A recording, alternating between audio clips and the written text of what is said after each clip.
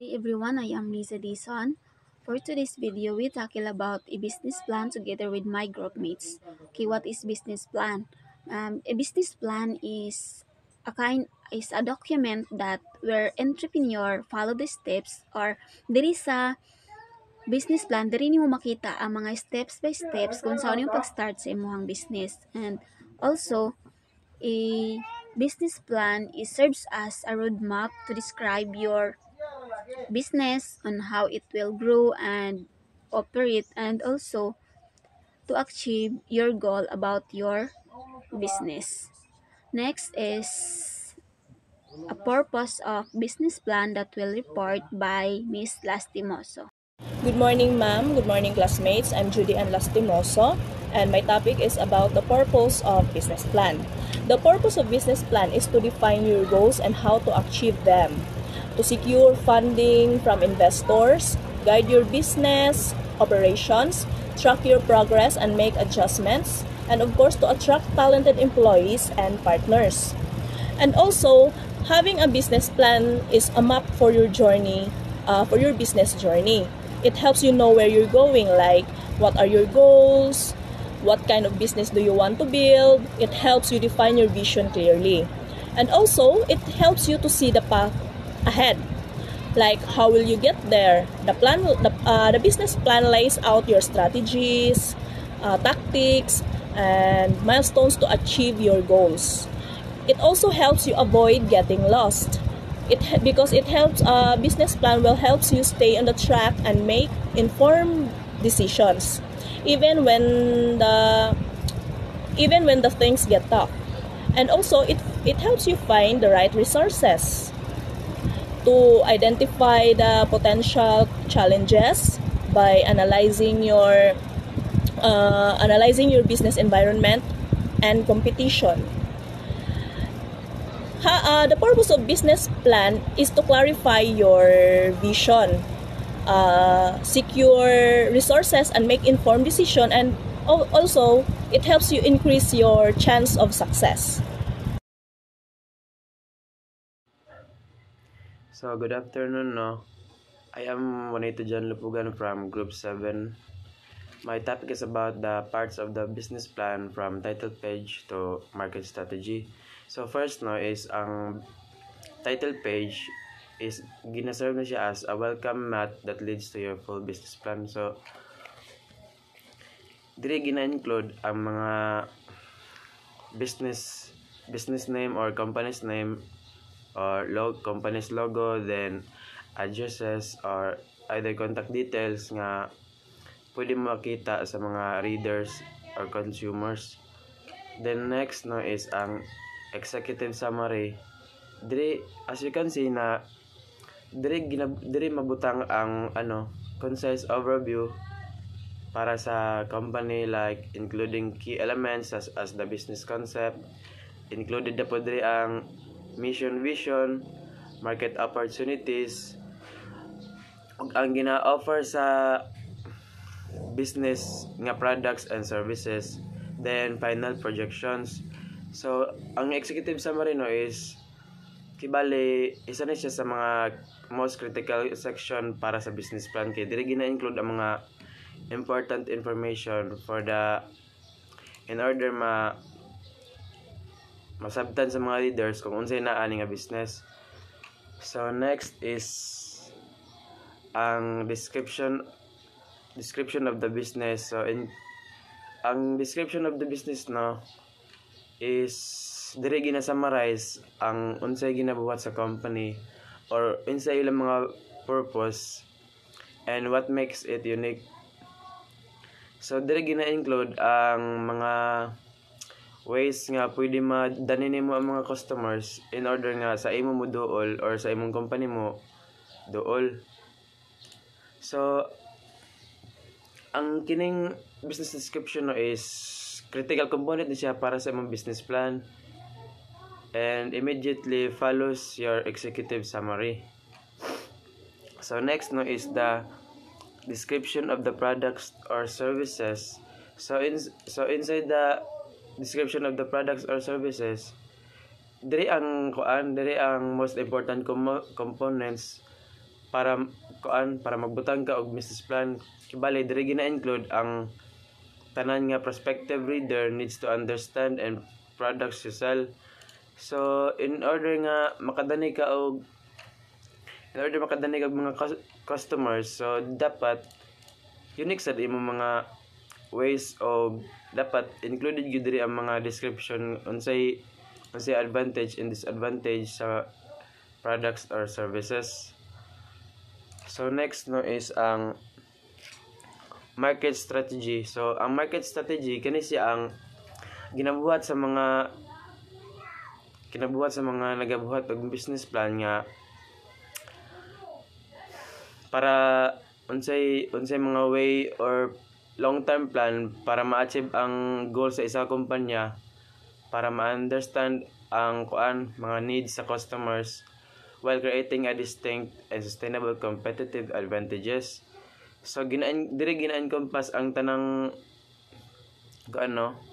mga needed masabtan sa mga customers, and you should be able to at least understand know your customers in order nga ma-reach nimo ang mga decided nga mga channels para maabot nimo sa customers. That's all for my report, no. Ikaunom na part sa business plan, analysis of competition. Diri nga section or part sa business plan is naga-identifies direct and indirect competitors, analyzes their strengths and weaknesses, and assesses their market share. The goal is to understand how the company will differentiate itself and gain ang competitive advantage. Ikapito na part sa business plan, operations and management. This section outlines the company's day-to-day operations, including its organizational structure, key personnel, and operational processes. It details how the company will produce and deliver its products or services, ensuring efficiency and effectiveness. Ika-8 sa part sa business plan, financial data. This section presents the company's financial projections, including revenue, forecast, expenses, budgets, and cash flow statements. It demonstrates the company's financial viability and potential for profitability. Ikalas, supporting documents. These are additional documents that provide the supporting evidence for the claims and made in the business plan. They can include market research, reports, and customers, testimonials, financial statements, or legal agreements. Overall, these 9 components are essential for a comprehensive business plan. By truly addressing each area, a company can effectively communicate in vision, strategy, and financial potential to investors, leaders, and the stakeholders. Good day, ma'am. Good day, classmate. My report, it is all about the analysis of competition. So nowadays, the most common problems of or challenges in our organization, or even as an entrepreneur or in the business organization, the most major problem is what we call this the competition. So kabalo man tano ang mga Pinoy, for example sa Pinoy, if na kay baligya, then kusog ang halin, matinghala na lang ka ugma, ang imong silingan na nagmaligya na pod kay tungod kusog ang imong halin. So regarding this problem is diri mosulod ang ato ang analytical skills or strategies on how we can handle this situation. So diri mosulod ang identifying strength and weaknesses of your fellow competitors, and as well as the strength and weaknesses of your business. So, and in that, you will know what will you do or what should you do in order na mas maging competitive ba ang imong product kaysa sa ubang product. So, let's say for example, you will take an innovation of your product, or the pricing strategy, improving the quality of your product in order na mas maging competitive ba ang imong product uban sa compared sa ubang product sa lain. So for example, ang imong strategy is you will give a promo or buy one take one strategy, but remember, as long as dili ka malugi sa imong negosyo, makaganan siya gyapon. Good day, ma'am, and good day, classmate. Let's proceed to the operation and management. The operation management, this involves overseeing the day-to-day function of a business, ensuring that a process are efficient, resources are used effectively, and goals are met. And the organizational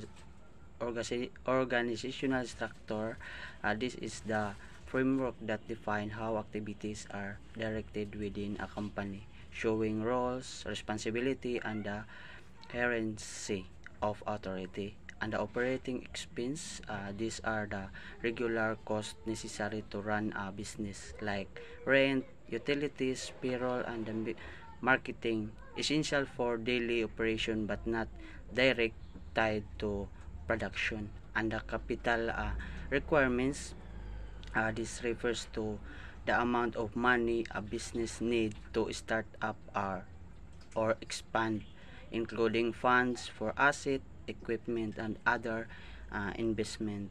The cost of goods sold, this is the direct of cost product, goods or services that business sells, including raw materials and labor, but not including indirect expense. And each of this element is essential to a business financial health and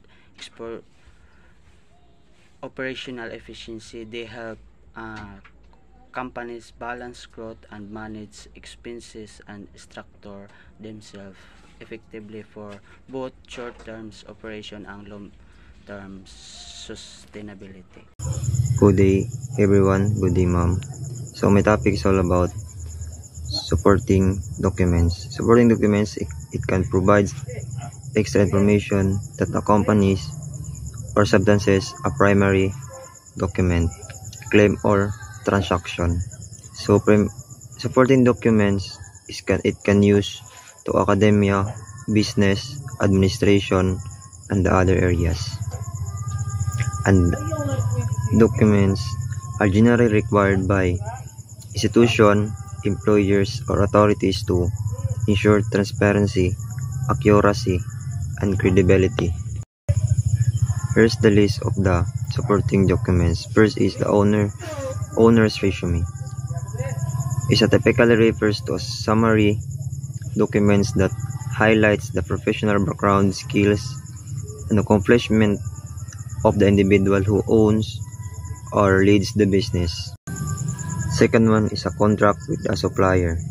It's a formal agreement between a business or the buyer and a supplier is called the seller. The third one is a contract with customer. It refers from formal legally binding agreement between a business and the customer. The fourth one is a letter of references. It's a document written by someone, usually a previous employer, college, teacher, or mentor, who can attest the person's qualification, character, skills. The fifth one is a letter of intent.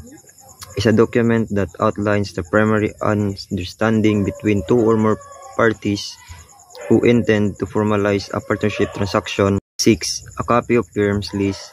It can reverse duplicate a photocopy of the official lease agreement between the business or the firm and the property owner landlord. Copy of copyright. In the context of copyright, or the potential acquired might be referring to the documentation of the proof of owners regarding the copyright intellectual property rights. The last one is is the tax returns.